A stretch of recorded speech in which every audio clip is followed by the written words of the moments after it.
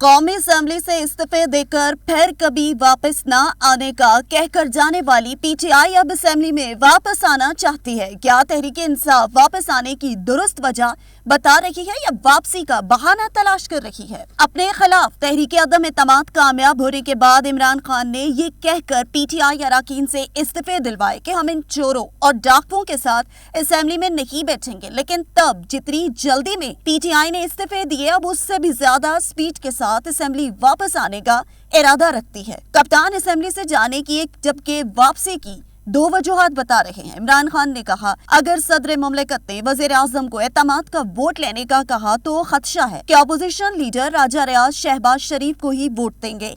लेकिन ये वजह एक और यू टर्न साबित हुआ।